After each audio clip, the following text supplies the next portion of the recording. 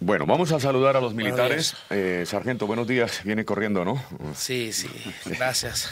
Encantado. Relájese, tranquilo. Vamos a ofrecerle un vaso de agua, agüita o un café. ¿Qué quiere tomar, sargento? Agüita. Una agüita.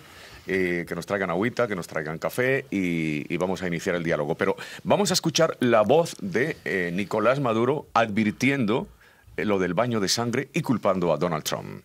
Es como el Ku Klux Klan detrás del pueblo venezolano. Lo que le faltan son las máscaras del Ku Klux Klan porque se le cayeron. Tiene el rostro terrible del Ku Klux Klan, de la supremacía racista que gobierna la Casa Blanca. Y hago responsable a Donald Trump de cualquier violencia que pueda suceder en Venezuela. Será usted, señor presidente Donald Trump, responsable de esta política de cambio de régimen en Venezuela.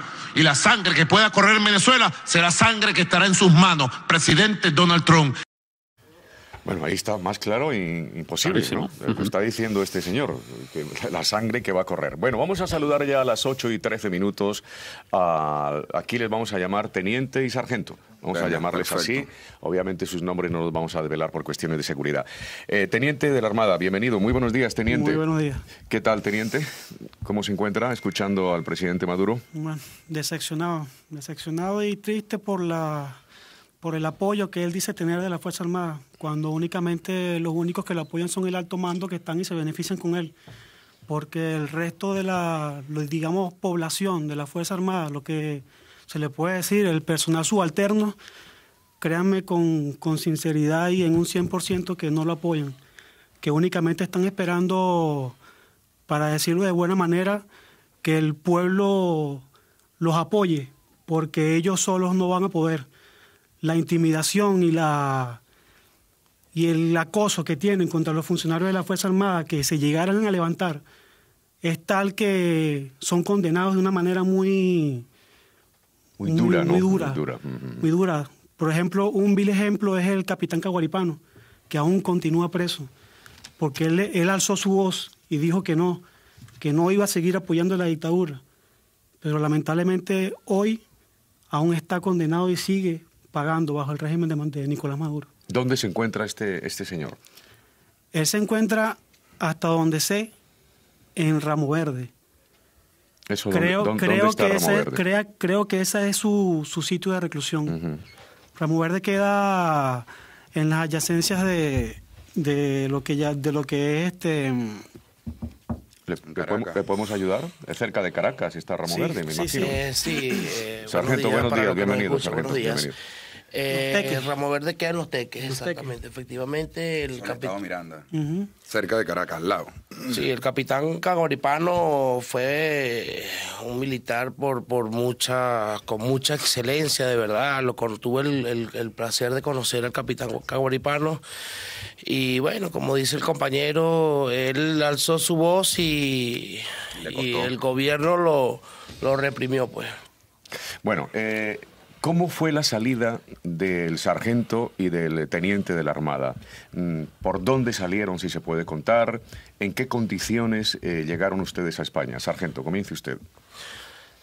Bueno, yo tuve que venirme huyendo, escondida. Cuando salí de Venezuela no le informé a nadie de mis familiares y salí a Colombia. De Colombia llegué a Ecuador y de Ecuador llegué a España, gracias a Dios. Estoy aquí y bueno, España me ha abierto las puertas, de verdad agradecido con este pueblo tan hermoso y aquí estamos para adelante. ¿Ha dejado familia, me imagino? ¿Ha venido usted solo o vino con su familia?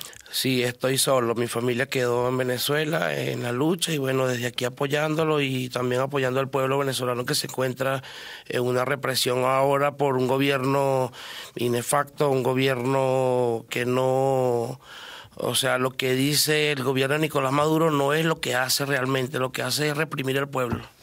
¿Cuántos hijos tiene usted? ¿Usted está casado? ¿Tiene familia directa? O sea, hijos, descendientes suyos. Sí, tengo un hijo en Venezuela y mi familia quedó por allá. ¿En qué condiciones está ahora mismo su familia y sus hijos? Mi familia está pasando ahora una terrible situación porque no se consigue alimento, no hay dinero, no les alcanza por la misma situación política y económica del Estado.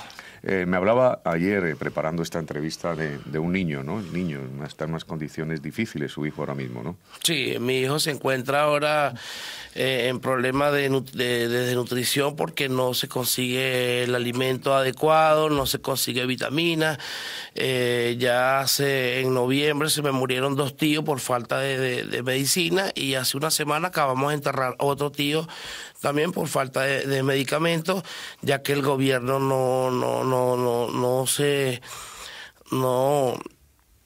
hace lo que no soluciona el problema de la salud. ¿Cómo es la situación cuando uno está enfermo? Llegas a un hospital y ¿cómo te atienden? ¿Qué te dicen cuando vas, en el caso de los familiares suyos, 3 que han muerto últimamente por falta de asistencia? ¿Cómo es la experiencia en un hospital hoy en día? Bueno, llegas a un hospital y realmente no hay insumos médicos, y la mayoría de los médicos han inmigrado también a otros países, España, Estados Unidos, y no hay servicio médico y mucho menos medicamentos. Claro, los más perjudicados, me imagino, bueno, una persona, no importa la edad, que esté enferma y necesite una asistencia inmediata, pues es un gran perjudicado. Pero respecto a los niños y la gente mayor, me imagino que la situación es muchísimo más dramática, ¿no, sargento? Sí, fíjese que yo vivo detrás del hospital de niños, vamos a decirlo así. Ahí diariamente mueren 3, 2, 4 niños diarios por falta de medicamentos. Y porque no hay insumos, pues como le vengo diciendo, y el gobierno no hace nada en relación a la salud del pueblo venezolano. Don Carlos, con su permiso, me interesa hacer una pregunta y por favor que la respondan. ¿Quién sabe realmente cuál fue la fecha en la que murió Hugo Chávez, dónde y si realmente volvió el cadáver a Venezuela? Bueno, con respecto a la muerte del presidente Chávez, para su momento, el presidente Chávez murió efectivamente el 29 de diciembre. El 29 de diciembre, y a él, bueno, la historia de ellos mismos que se inventan una película como de terror, ¿sabes? Él lo sacan que murió el 5 de marzo de ese presente año. La famosa imagen de Nicolás Maduro llorando en público. No, todo es una farsa, todo aquí es una farsa con este gobierno, y de verdad le agradecido también con todos los países que bueno, apoyando a nuestro presidente Juan Guaidó y a la Unión Europea y a todo el personal que estamos aquí apoyando a todo este proceso de cambio, y sé que Juan Guaidó lo va a hacer bien, y desde aquí pues le damos nuestra bienvenida a esto, y bueno, esto es un proceso, y de verdad muchas gracias y que Dios los bendiga. Bueno, hablando de personas enfermas y muertos, no hay ataúdes, ¿no? ¿Cómo entierran a los muertos en Venezuela? No sé si quiere contestar usted o usted, sargento. Bueno, hasta ahorita muchos se han visto en la necesidad de enterrar a sus familiares en los patios de su casa. En el jardín de la casa. Envueltos en sábanas, envueltos en mantas, en lo que tengan, y sin nada. Así simplemente el cuerpo a la tierra y como a la antigua. En vez de avanzar, lo que hacen es retroceder. Ahí está el testimonio, Rafael. Fíjate cómo están las cosas. Y me parece escalofriante porque sabíamos, estas noticias llegan a España en relación con el pueblo, pero claro, estamos hablando de personas a las que desde la distancia podríamos suponer en una mejor situación, y lo que estamos viendo es que no, es que la miseria, el hambre, la pobreza, la brutalidad del régimen afecta prácticamente a todo el mundo allí, ¿no? Son las 8:21. Estamos dialogando con un sargento de la Guardia Nacional y con un teniente de la Armada de Venezuela en exclusiva en esta casa. Teniente, ¿cómo ha sido su experiencia? ¿Cómo llegó a España usted? Bueno, ¿a través de qué medio? ¿Por dónde? Para poder emigrar de Venezuela tuve que solicitar un permiso vacacional, ya que yo tenía ya más de 6 meses solicitando mi baja del componente, y obviamente ya en reiteradas oportunidades me habían devuelto la solicitud negada. Yo tomé la decisión junto con mi familia de emigrar, de no seguir allí por miedo a mi propia seguridad y a la de mi familia. Yo tuve que transitar hasta la frontera de Venezuela por Maicao, Maracaibo. De allí cruzar lo que llaman la raya Y una vez en Colombia, viajé hasta Bogotá para poder posteriormente viajar hasta acá, hasta España. ¿Qué importancia ha jugado Colombia en esta situación? Yo creo que muy trascendente, ¿no? La posición Totalmente. de Colombia. Se ha portado Sí. Colombia muy bien con ustedes, ¿no? Sí, Colombia cuando recibe a los inmigrantes venezolanos en la frontera son muy educados, muy distintos a lo que es El trato. que hay de funcionarios en frontera de la Guardia Nacional con el trato que te pueden dar funcionarios de Colombia en frontera. ¿Qué cosas extrañas vio usted en el manejo? Usted estaba, obviamente, al lado de militares de alta graduación. ¿Es verdad que esa cúpula está corrupta y muchos de ellos están inmersos en el negocio del narcotráfico o no? Bueno, vea, yo le voy a contar algo peculiar que me sucedió a mí cuando yo estaba saliendo del país. Y es que, aparte de las alcabalas que pudiesen haber de la Guardia Nacional en lo que llaman la vía o el tránsito hacia la frontera, tú te podías encontrar una alcabala de la Guardia Nacional. Expliquemos qué es una y alcabala. Una alcabala es un punto de control. Un control de seguridad. Un control de seguridad. Y a pocos metros de esa alcabala te encontrabas otro punto de control, pero de la guerrilla, donde a ellos tenías que cancelarle Pagarles. el monto que ellos te solicitaron para tú poder seguir transitando hacia la frontera. Y no es una, son 2 y 3 y 10 y 15 y las que ellos les dé la gana de poner. O sea, están en connivencia con la guerrilla, esos militares. Es correcto. Y no es mentira. O sea, no es que yo vine para acá a sentarme a dar un discurso escrito o un diálogo que me estén obligando a decir, pero el que es venezolano y ha transitado por la frontera venezolana sabe que lo que yo estoy diciendo no es mentira.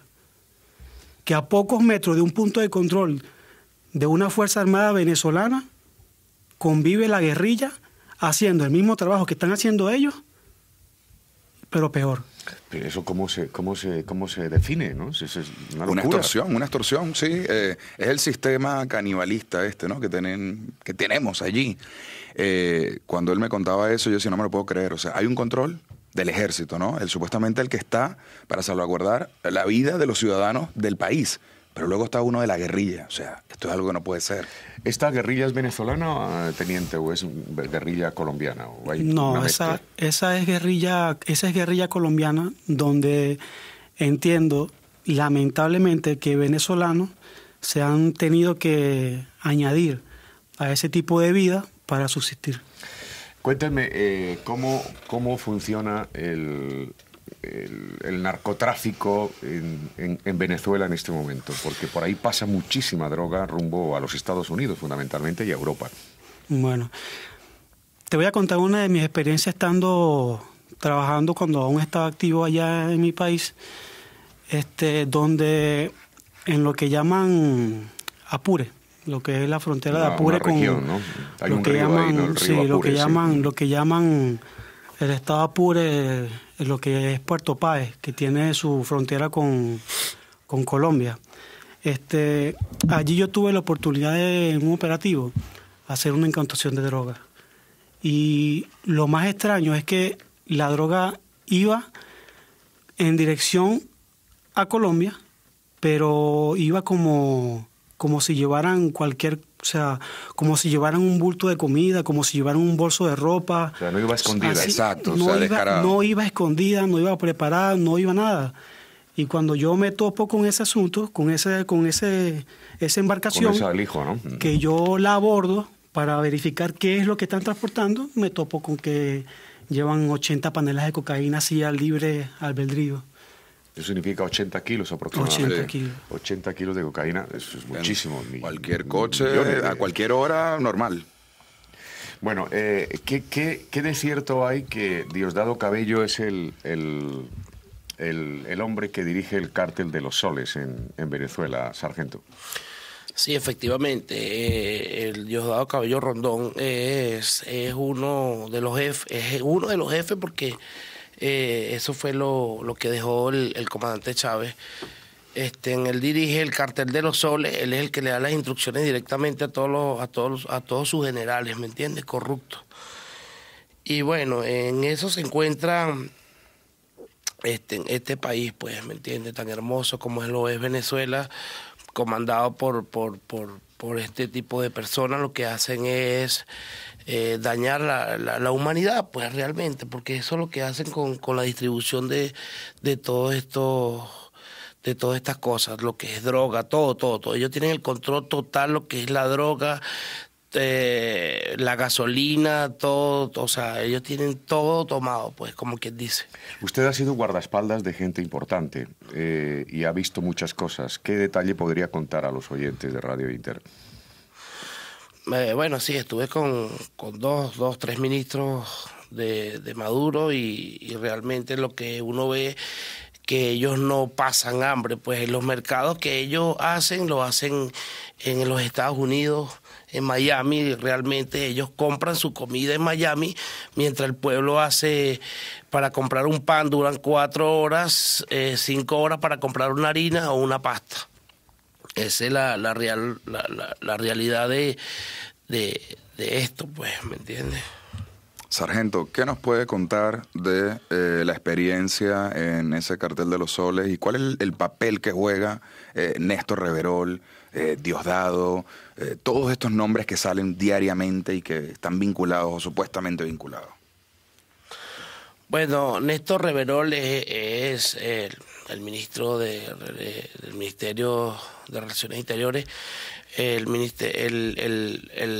ministro, o sea, imagínate, es una pieza clave dentro de la organización del cartel de los Soles. El ministro del Interior, imagínense si tiene poder, muchísimo. El ministro del Interior de Justicia y Paz. Ellos reciben Ministro orden... del Interior de Justicia y Paz, dice el teniente, sí. Claro, ellos reciben orden directamente de Maduro, pues, que fue la pieza fundamental que dejó el comandante Chávez, así. ¿Cuál es el papel de los cubanos en Venezuela? ¿Qué hacen los cubanos en Venezuela? Buena pregunta. ¿Un cubano da órdenes? ¿Hay militares cubanos mandando a los militares venezolanos o no? Sí, efectivamente, por instrucciones de Maduro tienen que cumplir órdenes. Hay 3 cubanos generales, mayores generales, metidos en Fuerte Tiuna, quienes son los que dan las instrucciones a los generales y tienen que hacer caso a lo que dicen, porque si no, el gobierno ya sabe lo que van a hacer con ellos. Son las 8:29 con 40 segundos. Llevamos 20 minutos dialogando con un teniente de la Armada de Venezuela y un sargento de la Guardia Nacional. ¿Cuánto gana un sargento de la Guardia Nacional ahora mismo? Bueno, en dólares. Ahora mismo en dólares yo creo que no llega a 10 dólares. ¿Al día? No, mensual. No. Al mes. Mensual, estamos hablando, sí, aproximadamente 10 dólares. 10 dólares, Dios mío, ¿cómo se vive así?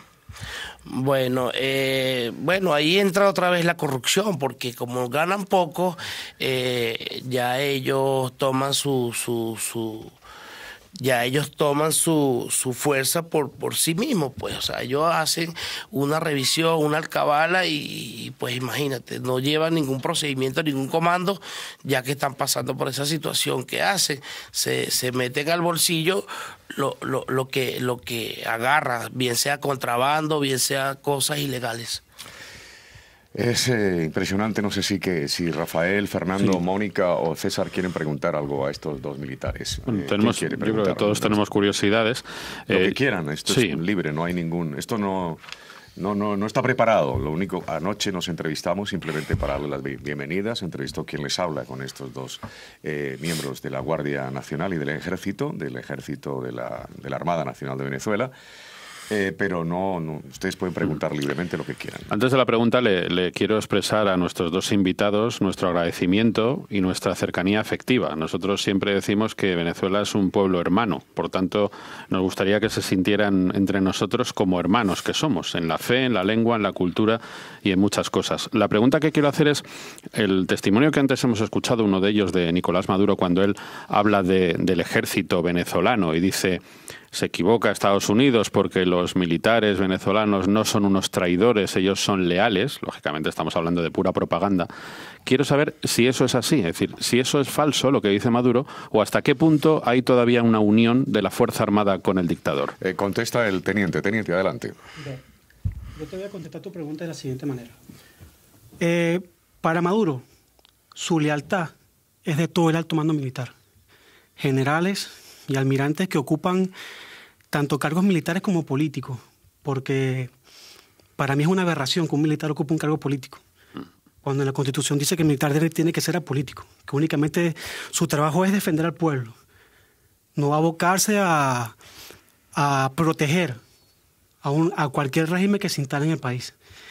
Y él dice esas palabras porque todo el alto mando militar y todos aquellos altos funcionarios que se mantienen en su cúpula, que tienen todos los beneficios que puedan del mandatario y de todo lo que son las riquezas venezolanas, ellos son los que los apoyan.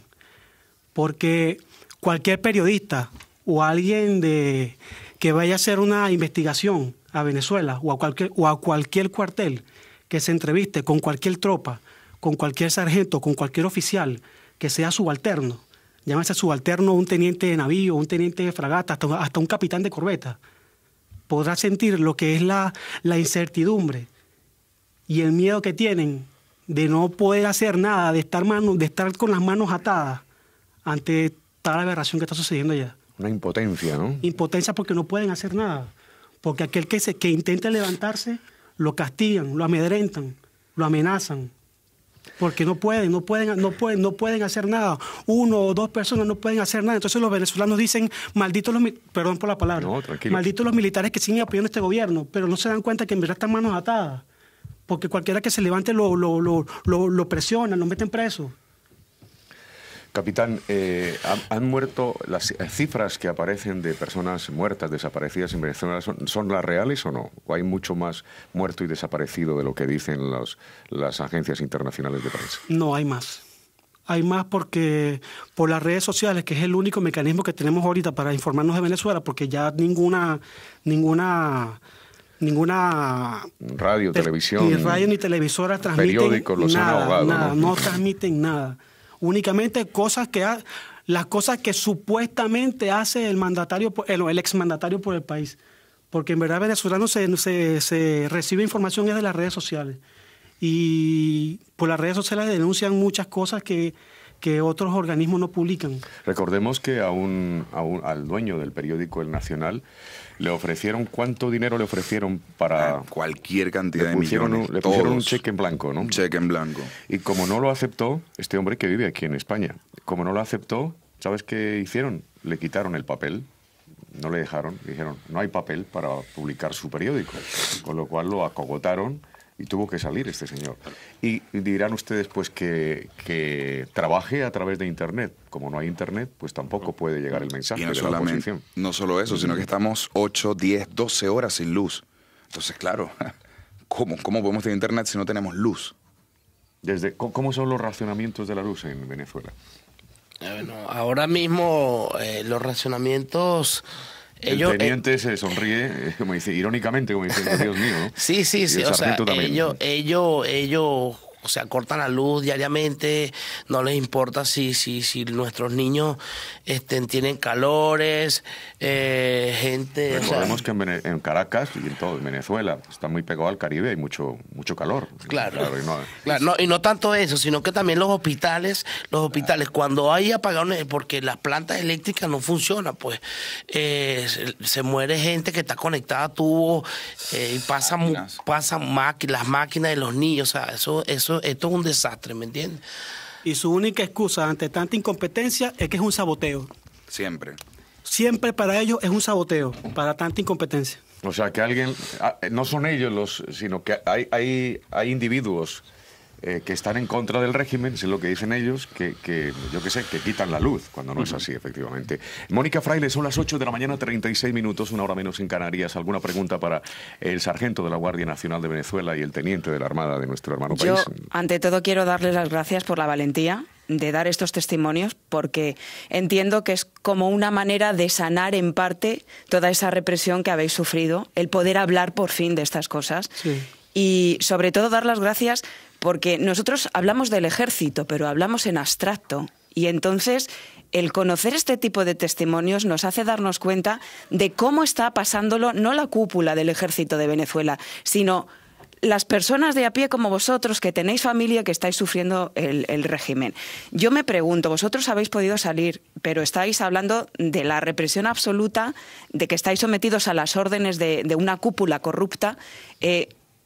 ¿Es posible? ¿Cómo se puede dar ahora el cambio en Venezuela? Porque habláis de Maduro como el exmandatario ya, y creo que es algo importante porque lo dais como cosa hecha, pero ¿cómo es posible que ese cambio se produzca? ¿Qué es lo que hace falta? Porque si las personas en Venezuela están controladas, no solo el ejército, sino la propia población civil al estilo de Cuba, hay personas que denuncian a otras, que vigilan a otras.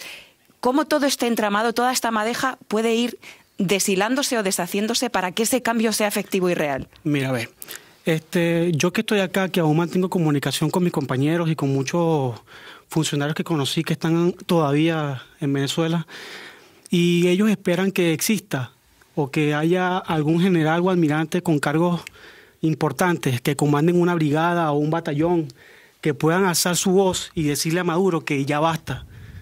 Porque lamentablemente entre 1 o 2 o 10 o 40, como pasó por ejemplo en Cotiza con el comando de la Guardia Nacional que se alzó, que lamentablemente perecieron, que ya están bajo las órdenes del régimen, ¿verdad? ¿Cuándo fue ese alzamiento? ¿Cuándo fue? Eso fue el día 21 de enero. Lunes.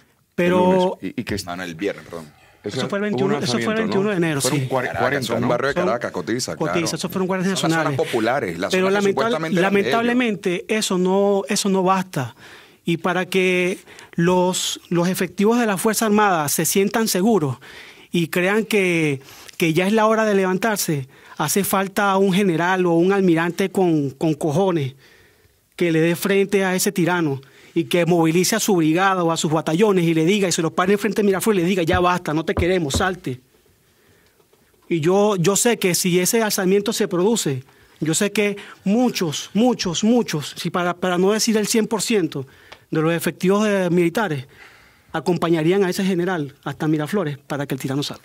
Claro, el tema es que esos generales están todos en la misma plataforma de corrupción que no les interesa, por supuesto.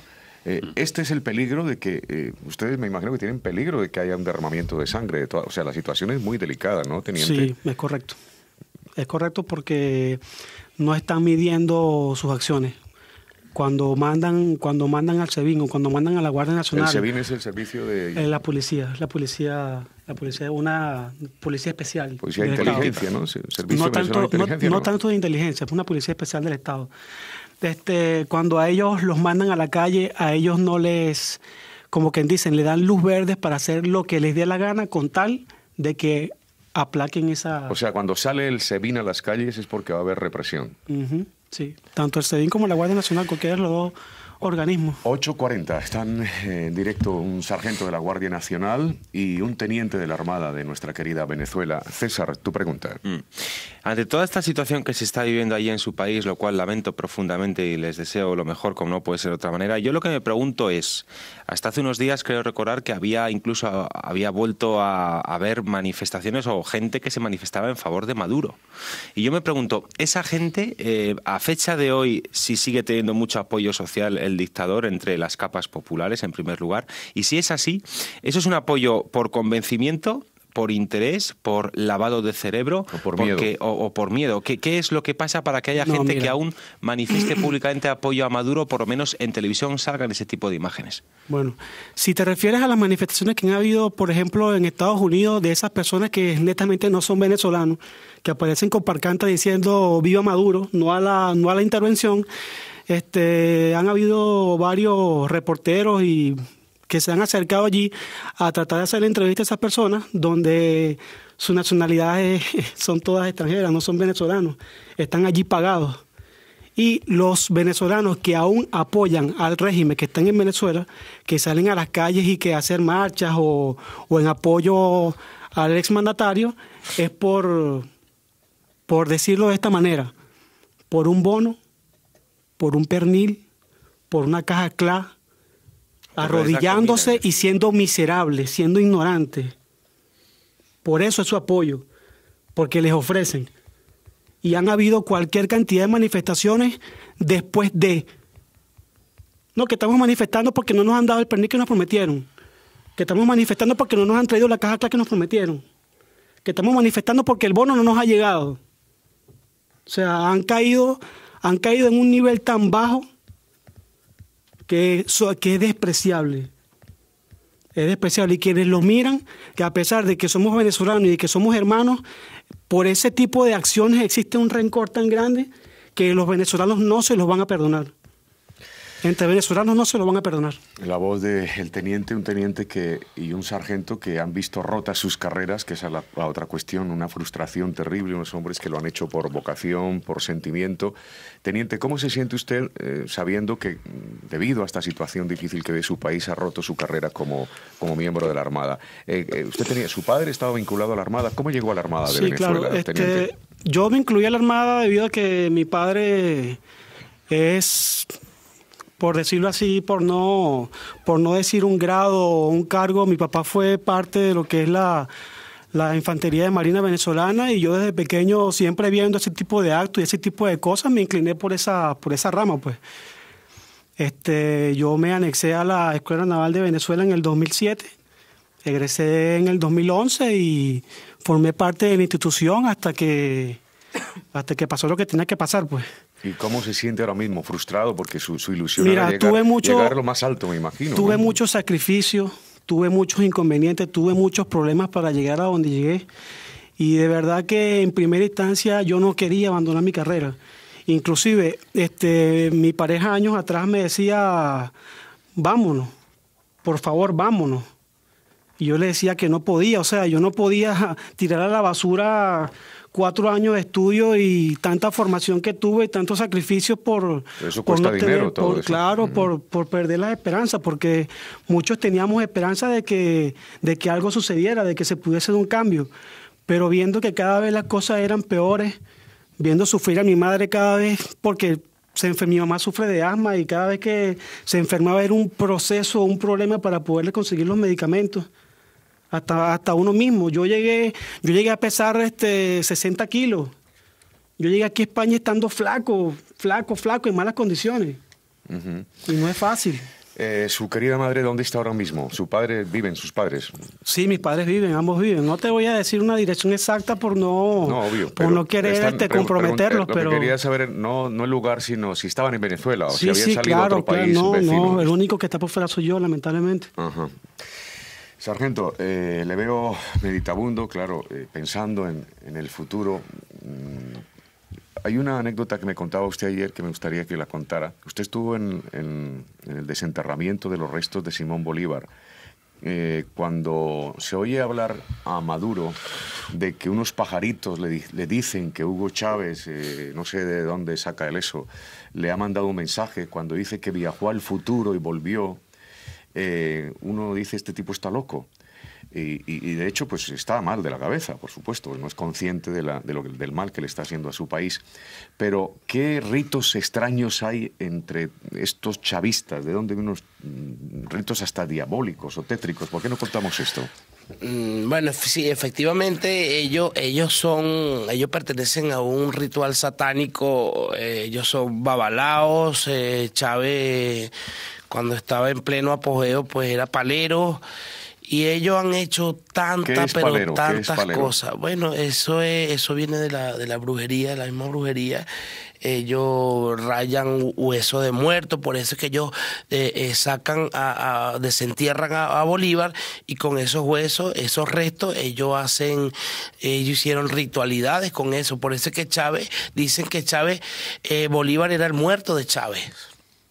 Y que Bolívar hablaba con Chávez en la madrugada. Esa historia la cuenta el mismo Chávez, que hablaba en la madrugada con él, y mira, hay que hacer esto, hay que hacer aquello, y esas eran las instrucciones según le daba Bolívar. Pues. Es que esto que parece una tontería no lo es, queridos amigos de la mesa de trabajo, Rafael, Fernando, Mónica, César y querido Gustavo Estache, ¿no?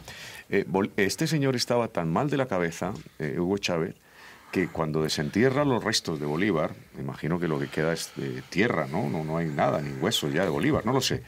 Pues coge esa tierra y él considera que se puede reencarnar en Bolívar, no sé si me entendéis. O sea, el tipo está convencido de eso. La verdad es que no es ninguna tontería lo que acabamos de... Usted estuvo en la exhumación de los restos de Bolívar, ¿no? Estuve en la parte posterior de seguridad, o sea, simplemente vi gente vestida de blanco, que era lo que estaban haciendo el trabajo, pues, de sacar a Bolívar de donde estaba. ¿Dónde estaba Bolívar exactamente? En el palacio. Ah, está en el Palacio Presidencial, los restos están ahí. No, ahora mismo ellos agarraron parte de esos huesos, la historia de alguien muy cercano que trabajaba de seguridad presidencial, me cuenta que los huesos los rayaron y los tiraron en un helicóptero hacia Caracas, no sé con qué fin. Madre mía. Fernando, ¿no has preguntado cuál puede ser la pregunta para el sargento? Me estaba pidiendo, pero... No, rápido, solamente, don Carlos, comentar que cuando Chávez se reunía con su gabinete siempre dejaba una silla libre porque decía que ahí se sentaba Bolívar. Sí, así. Decían que esa silla no se siente nadie que ahí... Fernando. Sí. No, yo quería, porque escuchamos además los testimonios hace unas semanas de que algo iba a pasar, pero que iba a ser lento, pero que se iban dando los pasos. Y yo creo, en realidad a los tres, ¿no? Últimamente parece que la cosa se ha acelerado. ¿En qué punto estamos? Pero sobre todo, ¿qué posibilidades? Porque hemos hablado de la posibilidad de que el ejército deje de estar con Nicolás Maduro, pero ¿qué posibilidades hay de que esto tenga la resolución que todos esperan? Quiero decir, ¿va todo por buen camino, incluso con más rapidez de lo esperado? Me refiero, respuesta internacional, apoyo. ¿Están satisfechos con esos pasos? Bueno, Contesta el teniente de la Armada venezolana.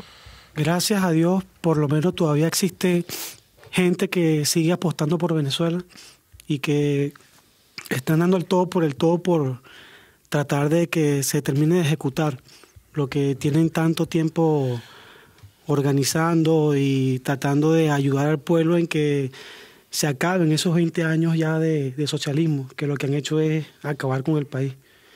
Las acciones que está tomando el presidente de los Estados Unidos creo que son las necesarias y las justas para que por fin ese gobierno termine de caer. Sargento, usted es miembro de la Guardia Nacional. Dos preguntas. ¿Qué es la Guardia Nacional y cómo llegó usted a la Guardia Nacional? Mira, la Guardia Nacional, es para velar por la seguridad y el orden interno del país, pero ya últimamente nosotros, la Fuerza Armada Nacional, éramos apolíticos hasta que llegó Chávez y quitó la ley. Y bueno, ahora todos tenemos que estar a favor del Estado. Y bueno, llegué a la Guardia Nacional ya que siempre me gustó porque tengo familiares que son militares ahora mismo. Mi papá fue militar también y siempre me gustó, pues, y toda la vida pues tengo en esto. Fui soldado también de la patria, después me fui a la escuela. Y bueno, tuve que salir por medidas drásticas, ya que este gobierno no se puede. Ahí si tú estás en contra del Estado o si hablas algo que no es, te sancionan, te meten preso, como ahora mismo está pasando con una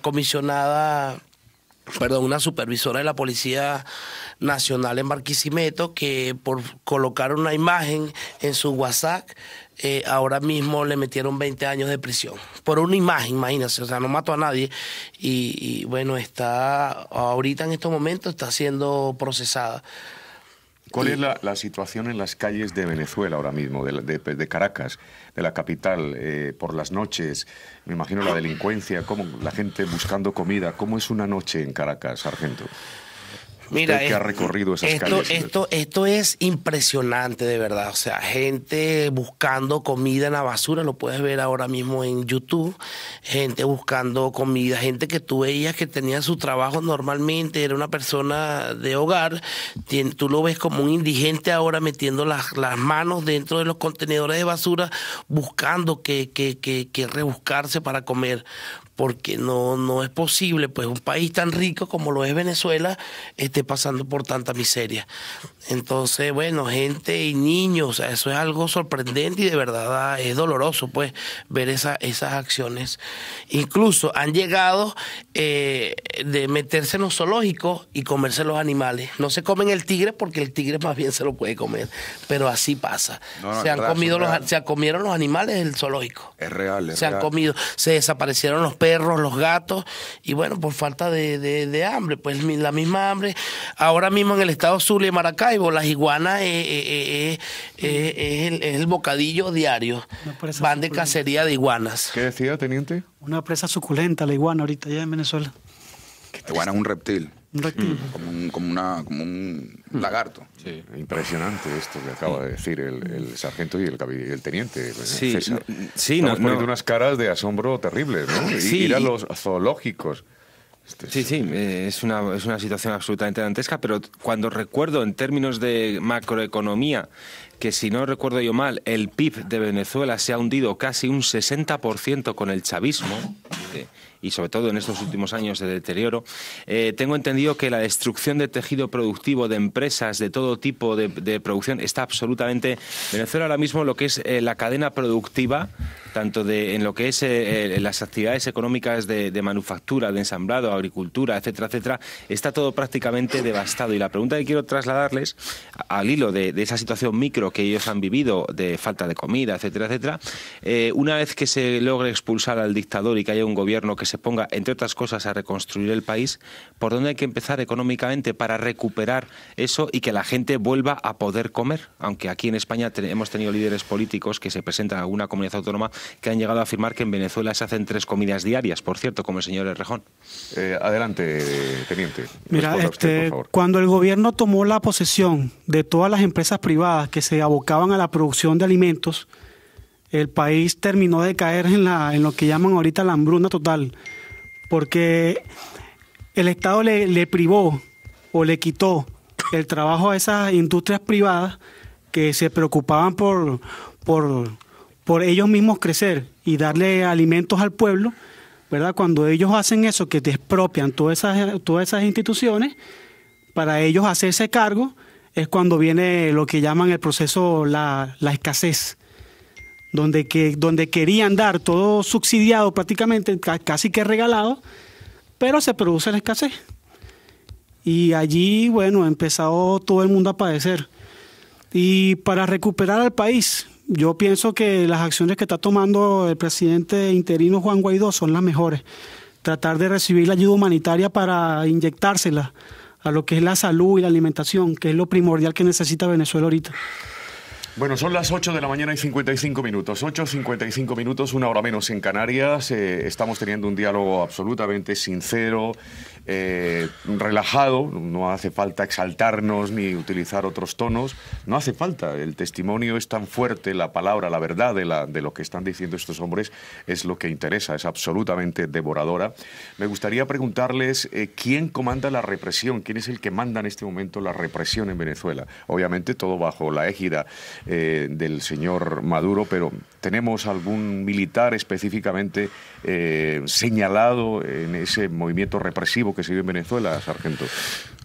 Sí, bueno, obviamente las represiones en Venezuela las comanda el mayor general Néstor Reverol, y de verdad... Ya lo había mencionado usted antes a Reverol. Sí, a Néstor, sí, porque él está metido en todos los casos, el caso de corrupción, de droga, de narcotráfico, todo lo que tiene represión, y esas instrucciones las da directamente el presidente, pues ilegítimo que tenemos ahora en Venezuela, Nicolás Maduro Moros.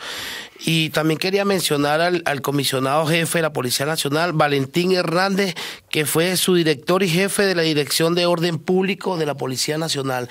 Él ahora mismo es quien recibe instrucciones directamente de Néstor Reverol para reprimir al pueblo en las marchas. Te cuento porque tengo amigos oficiales de la Policía Nacional Bolivariana y me dice, mira, pero es que no podemos hacer nada porque tenemos que cumplir la instrucción, porque si no el DIGESIN o el SEBIN, que son fuerzas de inteligencia del Estado, que si yo no hago esto, me meten preso a mí o me desaparecen, como tengo mi contacto en Venezuela, me dice, te estoy mandando todo el material porque no puedo aparecer en nada, y por favor no me nombre porque me desaparecen a mí o a mis hijos. Entonces ellos tienen temor de hablar, pero así como está esa persona, hay muchos compañeros y amigos de armas que no pueden expresarse libremente porque sabe que el gobierno lo desaparece o lo meten en la tumba. La tumba es una cárcel especialmente para aquellas personas que están en contra o digan algo del régimen. Eso queda ubicado en Plaza Venezuela, donde está la sede del SEBIN.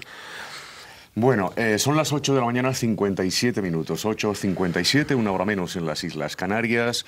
Estas personas, el sargento, el teniente, tienen que salir ahora mismo, pues tienen otras ocupaciones.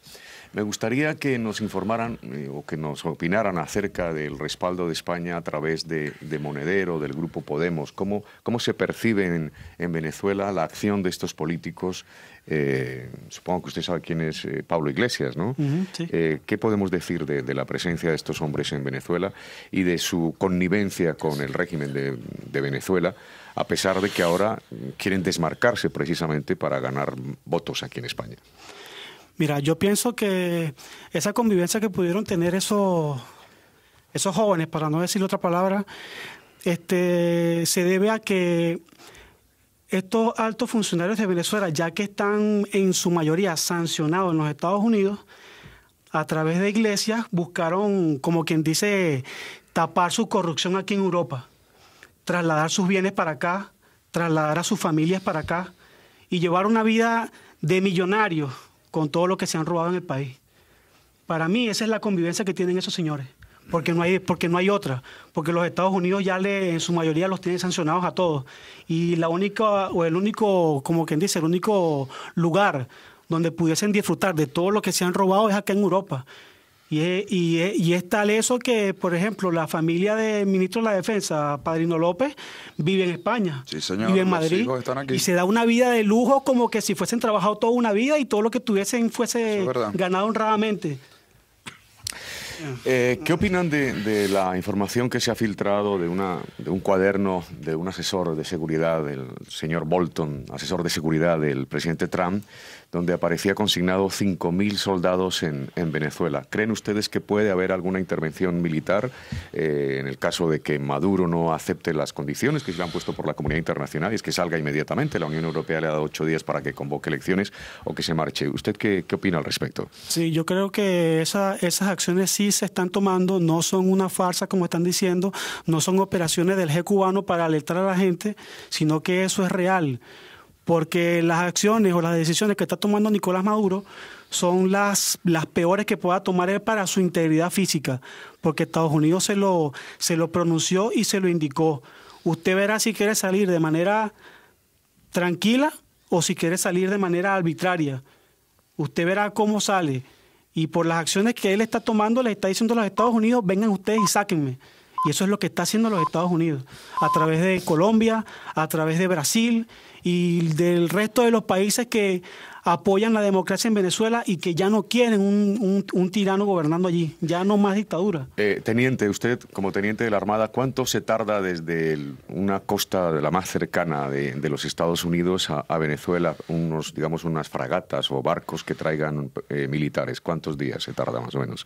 Mira, yo pienso que pudiesen tardarse alrededor de unos 7 días, a lo mejor. ¿Verdad? No te puedo decir una cifra exacta, ya que en mi especialidad no fueron los barcos. ¿Cuál era su especialidad, teniente? Mi especialidad era infantería de marina, mi especialidad era en tierra. Y darte una respuesta concreta o real de cuánto pueden demorar ellos en trasladarse desde sus aguas hasta aguas venezolanas o colombianas, no te sabría decir. O sea, no te quiero mentir en decirte si tardan tantos días. Pero sería la forma, ¿no?, de llegar a estos soldados a través del mar, ¿no? Sí, claro. 5.000 soldados. No se termina el tiempo, se tienen que marchar los dos militares, el militar de la Armada y el militar de la Guardia Nacional. Para terminar, sargento, ¿algún mensaje especial, algo que quiera decir, que no le hayamos preguntado? ¿Qué mensaje envía a los oyentes del mundo en general? Porque lo escuchan a usted en Buenos Aires, en México, en Colombia, en Santiago de Chile, aquí en España, obviamente, en la capital, en Murcia, Salamanca, Burgos. Adelante, sargento.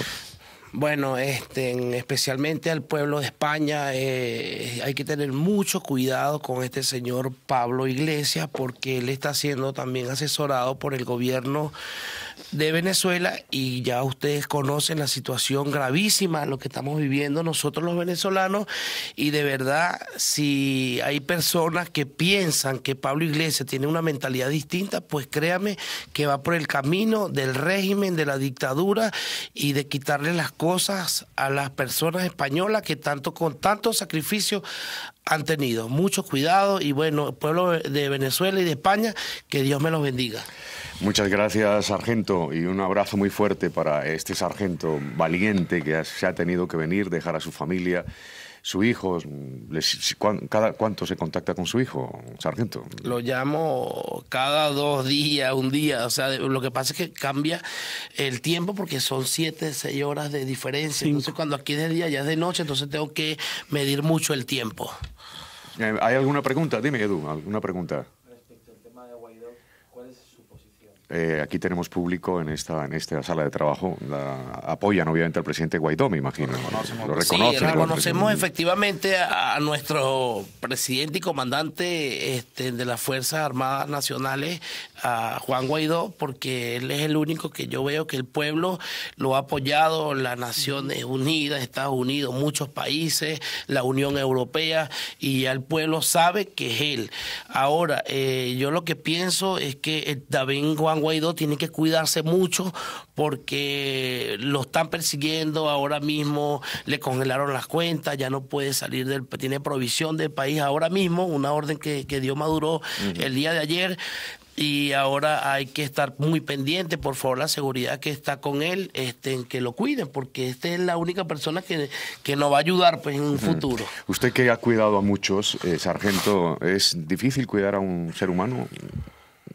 Usted que es un guardaespaldas con mucha experiencia. Claro, hay que tener mucho cuidado, o sea, escoltar a un personaje, bien sea político o un VIP empresarial, hay que tener mucho ojo de águila, ¿ves? Entonces, bueno, hay que cuidarnos, y cuidarse ellos y cuidarnos nosotros también.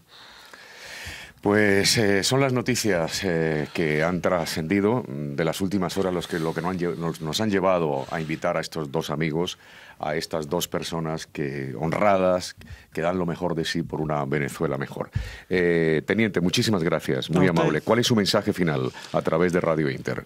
Que mi mensaje es para la Fuerza Armada, que por favor abran los ojos, que por favor ya basta. Ya dejen de seguir a un tirano que los está hundiendo a ellos mismos en la miseria, porque ellos no se escapan de esa miseria.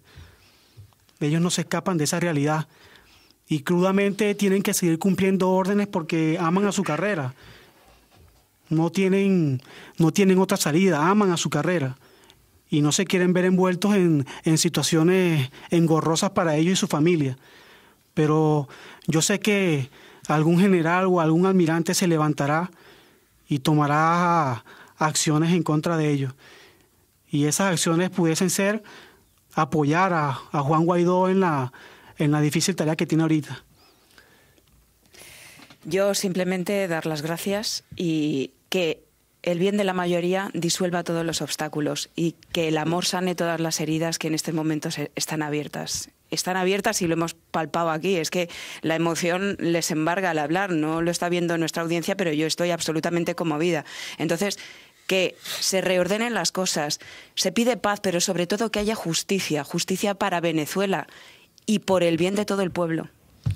Gracias, eso es lo que Mónica, deseo de corazón para por esas vosotros. palabras. Gracias, sargento. Gracias, teniente. Muy amable. Les deseamos lo mejor hoy y siempre. Don Gustavo, muchísimas gracias por haber estado con nosotros en esta emisora, en Radio Inter, en Radio High en Buenos Aires, FM Tiempo en Santiago de Chile, también en las 6:30 en México y Radio Melodía en Colombia. Muchas gracias. Muy amable.